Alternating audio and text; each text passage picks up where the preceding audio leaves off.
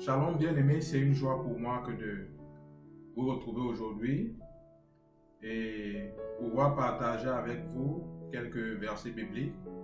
Et le texte qui nous intéresse aujourd'hui, c'est celui du livre de Romains, Romains le chapitre 8, du verset 13 au verset 17. Sans tarder, je vais commencer par le verset 13. J'ai voulu intituler cette portion un salaire mérité. Ce sera une série de 5 ou 7 enseignements que je voudrais repartir sur des durées maximales de 30 minutes. Donc je ferai tout ce que je peux pour pouvoir respecter cela. Question de ne pas vous endormir.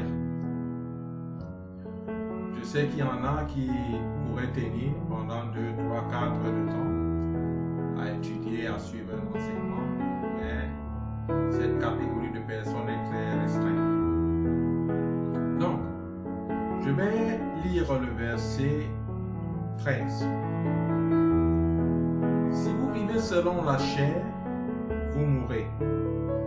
Mais si par l'esprit vous faites mourir les actions du corps, vous vivrez. Vous voyez, tout au long des années, je me suis rendu compte que il n'y a que les versets bibliques qui interprètent parfaitement d'autres versets bibliques. Très souvent, lorsque nous versons dans des spéculations, quant à vouloir expliquer les versets bibliques par notre propre intelligence, nous sombrons très vite dans la dérive et nous nous mettons à dire n'importe quoi.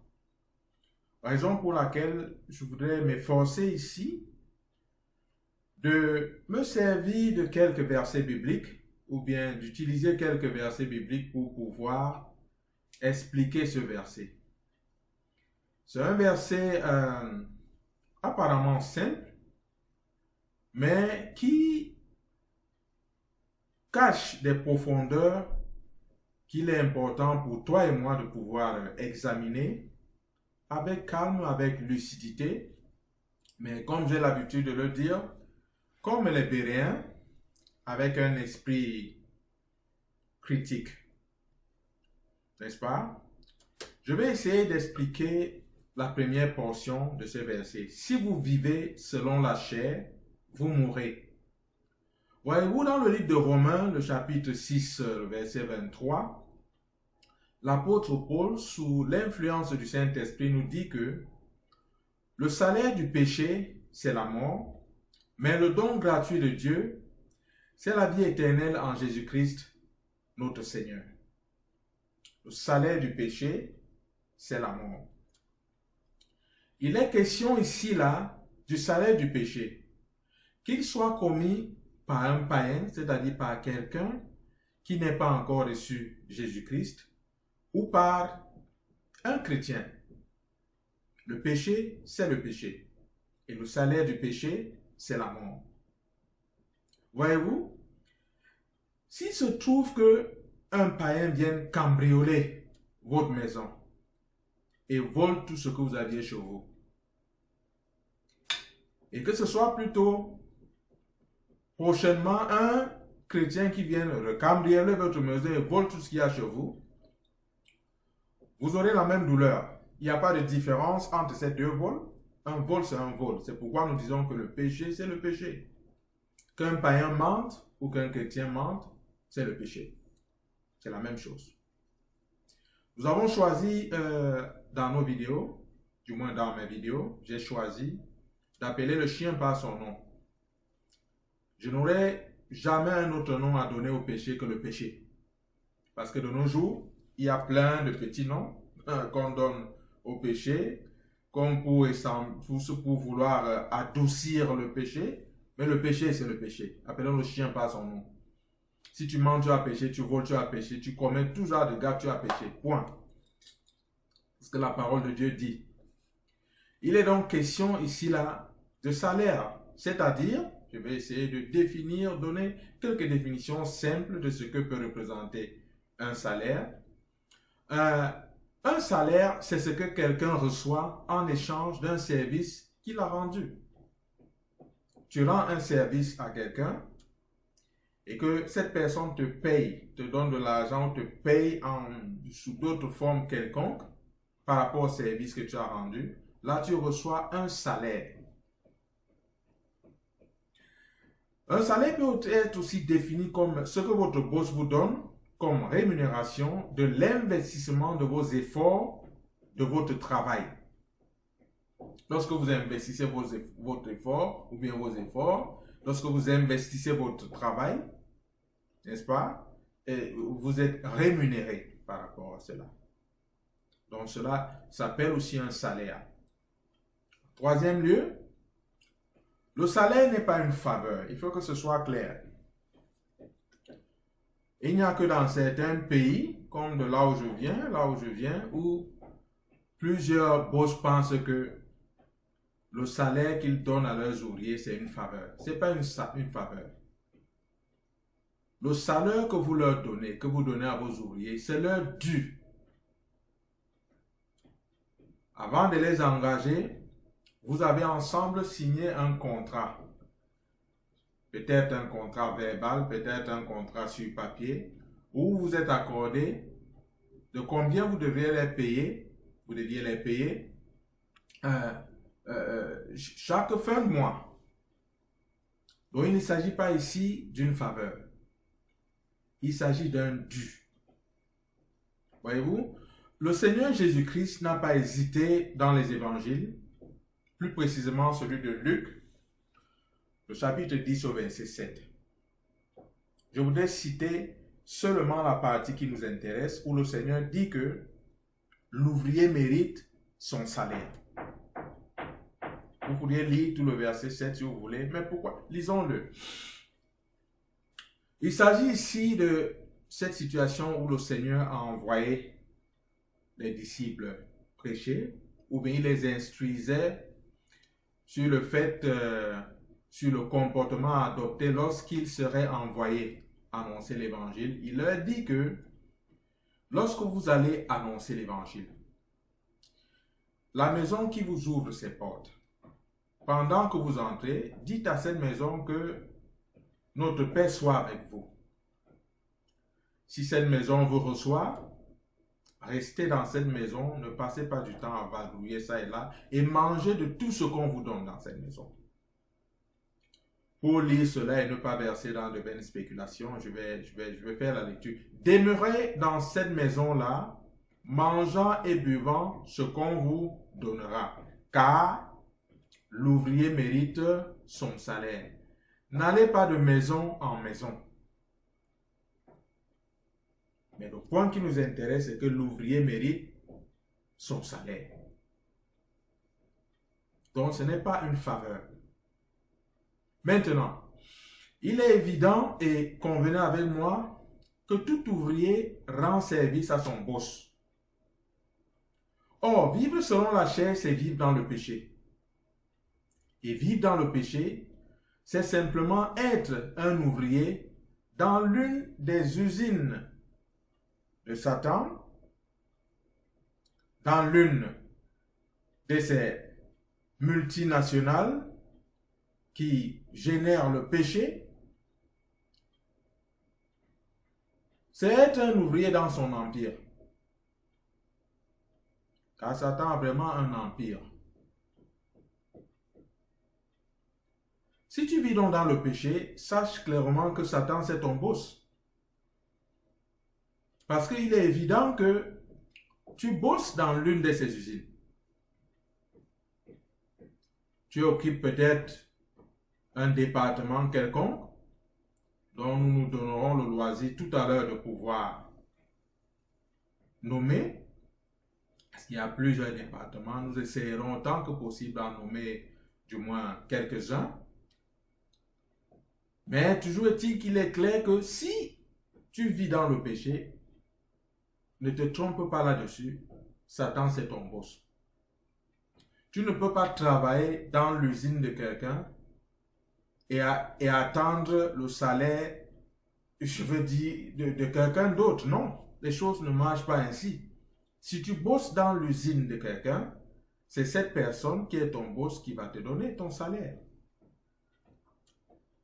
C'est aussi simple que cela. Et croyez-moi, bien-aimé, c'est avec modération que je parle ainsi. Lorsque je dis que si jamais vous vivez dans le péché, alors Satan est votre boss. C'est vraiment avec modération. Écoutez un peu ce que le Seigneur Jésus-Christ lui-même dit. Il s'agit ici là du livre de Jean, le chapitre 8, le verset 44. Jésus-Christ dit que vous avez pour père le diable et vous voulez accomplir les désirs de votre père. Il a été meurtrier dès le commencement et il ne se tient pas dans la vérité, parce qu'il n'y a pas de vérité en lui. Lorsqu'il profère le mensonge, il parle de son propre fond, car il est menteur et le père du mensonge. Satan, c'est un meurtrier, n'est-ce pas? Et Satan, c'est le père du mensonge. Et Jésus dit dès le début, et il parlait ainsi aux pharisiens et aux juifs à son époque, qui menaçaient de le tuer. Il leur disait qu'en voulant le tuer, ils sont en train de vouloir ainsi faire l'œuvre de leur père. Donc si vous êtes un meurtrier, sachant que votre frère ou votre sœur immédiat, c'est le mensonge. C'est ce que la parole de Dieu nous dit ici. Il commence par dire au départ à ces pharisiens, vous avez pour père le diable. Et à la fin, il dit, car il est menteur et le père du mensonge. Si Satan est le père du mensonge, et que vous êtes le fils de Satan, il se trouve donc que votre frère, c'est le mensonge. Vous voyez donc que j'étais vraiment modéré dans mes propos.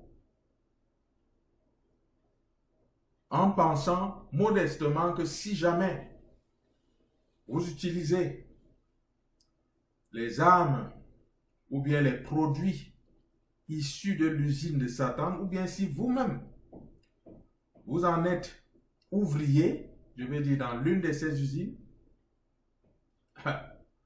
Satan est votre boss, ne vous y trompez pas. C'est de lui que vous tiendrez votre salaire. Que dire de ce que l'apôtre Jean dit? 1 Jean 3, le verset 8. Jean réitère à sa façon ce que le Seigneur Jésus-Christ a proclamé dans le livre que nous avons lu, dans celui de Jean, n'est-ce pas? De l'évangile de Jean. C'est un jeu de mots. Jean réitère ceci dans son épître, n'est-ce pas? 1 Jean 3, 8. Celui qui pêche est du diable, car le diable pêche dès le commencement.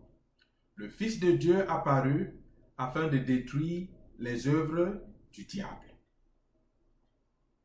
Alors, nous réalisons donc que Satan a plusieurs départements dans ses usines et succursales de production de péché. Et il y a des personnes qui travaillent dans plusieurs de ces succursales. Et le drame, c'est qu'on y trouve même des chrétiens. Je vais vous prendre un exemple. Je voudrais illustrer ce que j'essaie de transmettre. Voyez-vous, j'ai remarqué dans la ville de Toronto, chaque fois que j'embarquais dans le métro et que je m'amusais à pouvoir marcher le long du métro, rien que question de pouvoir observer les gens, parce que j'aime bien observer les gens. Vous savez, en observant les gens, vous voyez beaucoup de choses. Vous voyez au-delà, ou bien disons que vous percevez beaucoup de choses. Voir beaucoup de choses, c'est peut-être, vous percevez beaucoup de choses en observant les gens. Et j'ai réalisé que il y avait certaines personnes qui tout le temps était toujours endormi dans le métro. Endormi dans le métro. Et avait l'apparence un peu comme de fou. Et en conversant avec un ami, il m'a fait comprendre que la plupart de ces personnes ne sont pas folles, mais qu'en fait, ce sont des gens qui ont 2 à 3 boulots par jour. Question de pouvoir arrondir les fins du mois et avoir un petit subside. Ce qui fait donc que ces personnes vont d'un travail à l'autre et certaines finissent même par passer la nuit assis dans le métro. Il me dit que certaines de ces personnes qui bossent même de cette façon sont de sans-abri, n'ont pas où habiter.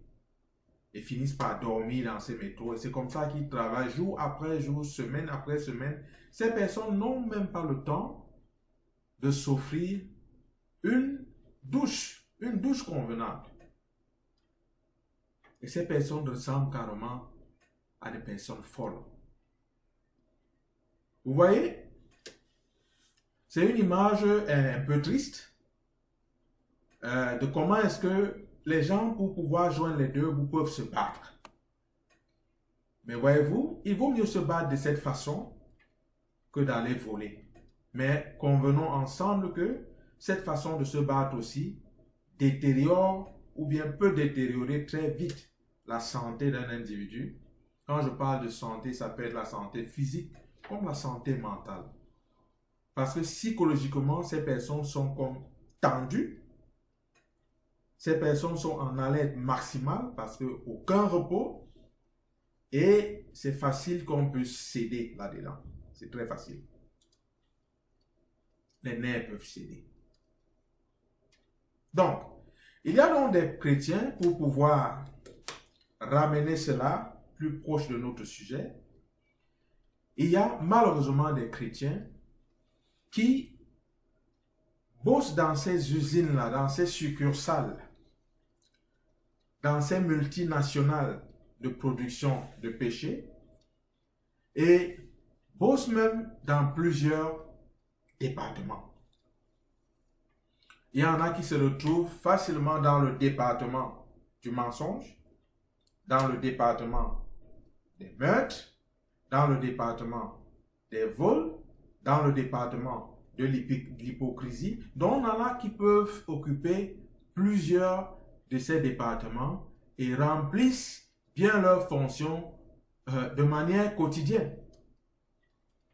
C'est triste de pouvoir le rappeler, mais c'est malheureusement ce qui se trouve au milieu des saints. Pourquoi est-ce que j'insiste tellement au milieu des saints? La Bible nous fait comprendre que le jugement va commencer dans l'Église même, parmi les saints, parmi ceux qui montent et descendent et professent le nom du Seigneur Jésus-Christ. Et je crois de tout mon cœur que lorsqu'il va commencer même au milieu des saints, il commencera au milieu de la classe dirigeante. Donc la Bible a commencé par dire que le jugement de cette classe dirigeante sera plus rigide. Pourquoi plus rigide? Parce que c'est un groupe de personnes à qui le Seigneur a accordé une certaine faveur d'être en mesure de pouvoir comprendre, par exemple, aisément les Saintes Écritures et pouvoir l'expliquer.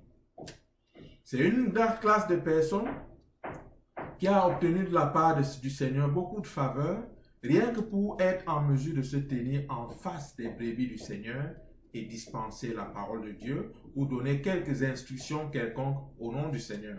Malheureusement, on trouve, même au milieu de cette classe de personnes, des prostituées, des gens qui marchent dans l'envie, dans la haine, dans la convoitise, dans l'égoïsme et l'égocentrisme. Ceux qui marchent dans de vaines gloires, dans l'amour de l'argent, dans la pornographie, dans l'immoralité sexuelle et dans l'orgueil. Et la liste n'est pas exhaustive, on peut continuer et je crois que chacun se connaît. Vous allez me dire par exemple que, ah ben dis Franck, comment peux-tu donc connaître autant de détails au sujet que ce soit de l'église ou de la classe dirigeante, écoutez-moi, bien-aimés,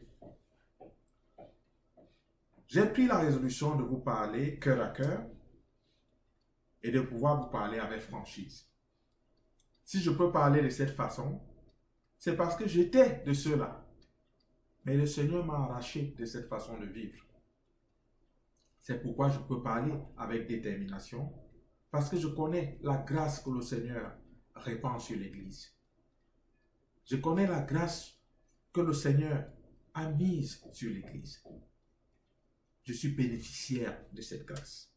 N'eût été cette grâce, s'il fallait que je meure pour chacun de ces péchés que j'ai commis, je ne sais pas combien de fois je serais déjà mort. Peut-être des millions de fois. Mais la grâce du Seigneur est grande. La grâce du Seigneur est grande. N'est-ce pas? Donc, l'apôtre Paul, sous l'influence du Saint-Esprit, nous dit que si vous vivez selon la chair, vous mourrez.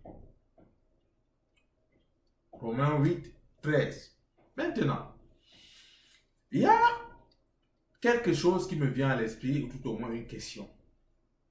Mais comment échapper à cette mort certaine qui nous guette partout et même dans nos lieux de culte? Comment échapper? Il est clair, le Seigneur parle ici là sans hésitation et non pas en parabole. Il dit que si vous vivez selon la chair, vous mourrez.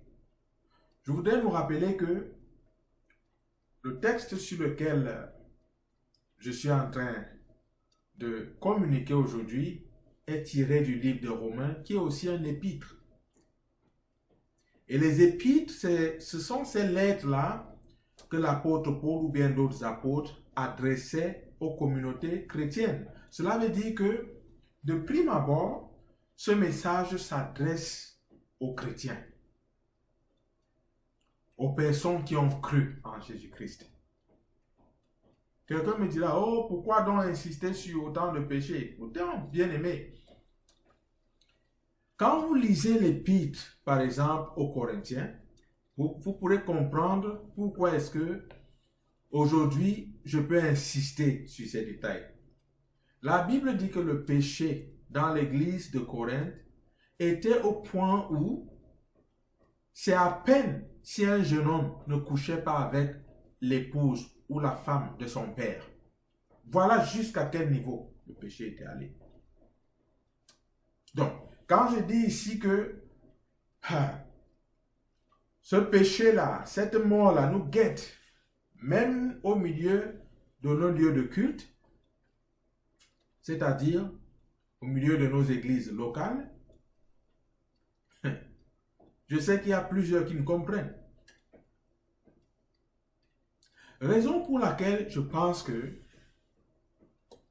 les portiers devraient davantage user de rigueur. Qu'est-ce que j'entends par user de rigueur? L'apparence que nous affichons, aussi bien de nos jours que les sœurs, autant que les frères, lorsque nous venons dans nos cultes, pour quelques-uns peuvent être vraiment une occasion de chute pour les uns et les autres. Vous savez, les anglo-saxons appellent ce que je voudrais dire le common sense. Common sense.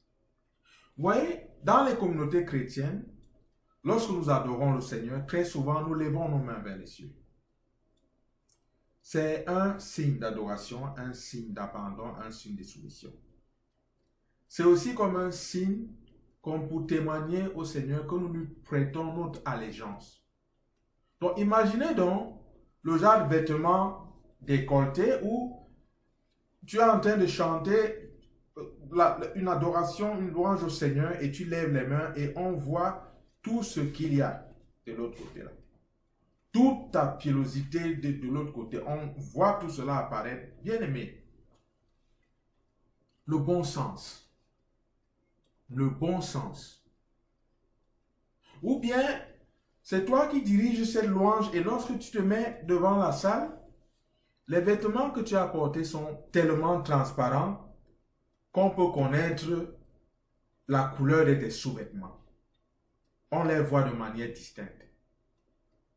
Et c'est au nom de la mode que tu fais cela.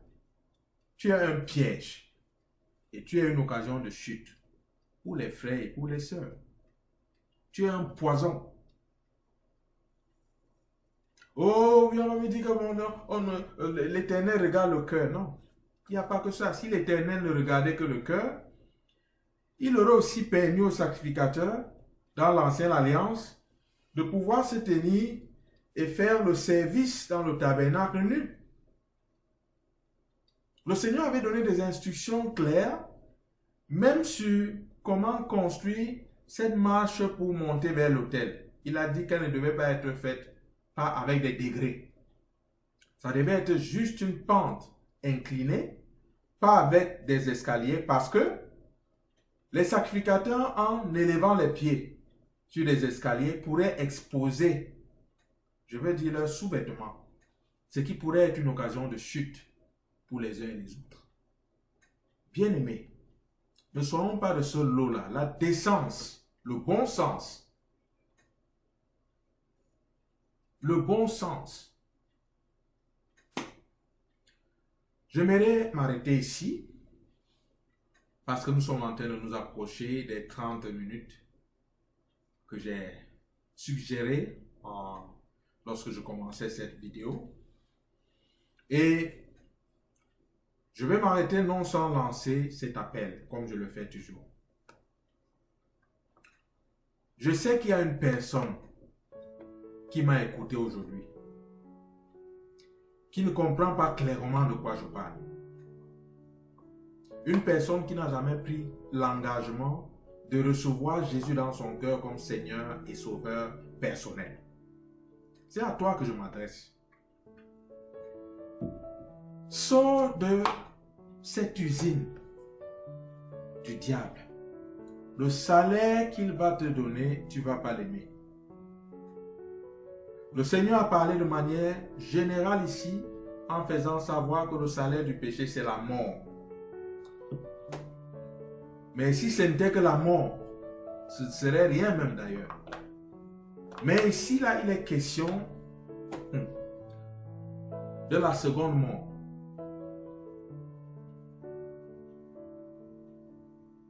La seconde mort, celle qui consiste en la séparation définitive et totale de l'Éternel. Vous ne voulez pas connaître cela. C'est pourquoi je vous appelle. Recevez Jésus-Christ, recevez la grâce que Dieu vous tend, qu'il m'a tendu. Je vous ai dit que j'étais dans ces usines avant, mais que le Seigneur m'en a tiré. Je suis sûr qu'avant la fin de cette série, vous saurez clairement comment est-ce qu'il faut procéder. Mais pour l'instant, là où vous êtes, si vous êtes en public, trouvez un endroit calme quelque part, mettez vos genoux par terre, ou tout du moins votre cœur, mettez-le devant le Seigneur, confessez vos péchés. Demandez-lui de vous pardonner. Invitez Jésus de manière personnelle et solennelle dans votre cœur. Il vous changera comme il m'a changé et comme il a changé des milliers et des milliards d'autres personnes. Que Dieu bénisse votre décision. Et que Dieu vous bénisse richement comme vous choisissez de marcher avec le Seigneur Jésus. Shalom.